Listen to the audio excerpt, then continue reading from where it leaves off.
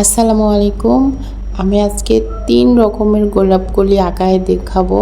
কোনটা আপনাদের কাছে ভালো লাগে আর কার কৌশলটা ভালো দেখুন।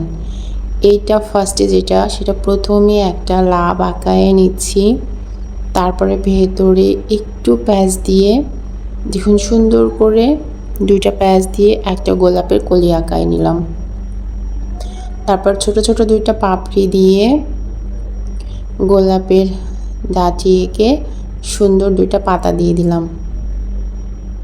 দেখুন কত চমৎকার হয়ে গেল একটা গোলাপ। এই কৌশলটা কেমন লাগলো আপনাদের? তাছাড়াও আরও ২টা সহজ কৌশল দেখাবো যাতে আপনারা ইজিলি গোলাপ আঁকাইতে পারেন। একটা ছোট্ট করে ওয়াই লিখে ছোট ওয়াইয়ের শেষে আরেকটা একটু বড় করে ওয়াই লিখতে হবে।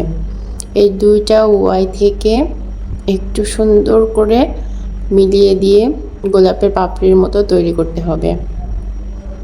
তারপরে শেষের যে ওয়াইটা, এই ওয়াইটা চারদিকে রাউন্ড দিয়ে আটকিয়ে দিলে হয়ে গেল একটা চমৎকার গোলাপ কলি। এবার ছোট ছোট ২টা পাতা এঁকে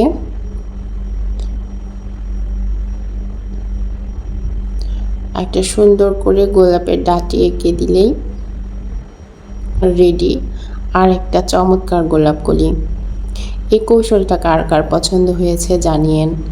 একটা সুন্দর করে পাতা এঁকে দিলে ২ পাশে হয়ে যাবে চমৎকার গোলাপ।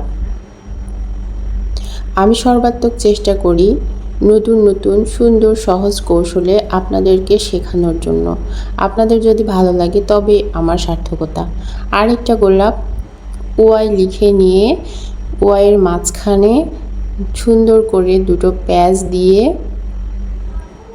সমস্ত ওয়াইটাকে রাউন্ড করে একটু গোলাপের কলির মতো আটকে দিলেই হয়ে গেল আর একটা চমৎকার গোলাপ কলি।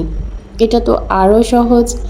এই কৌশলটা তো আমার কাছে মনে হয় সবার কাছে ইজিলি লাগবে।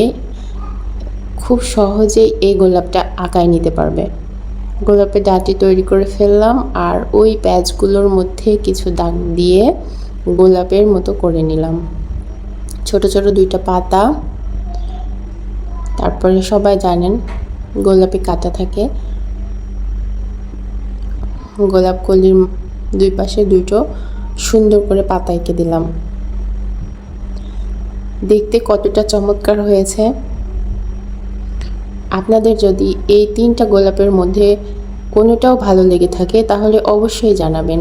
আর আমার আঁকা যদি ভালো লাগে অবশ্যই লাইক কমেন্ট শেয়ার করে পাশেই রাখবেন।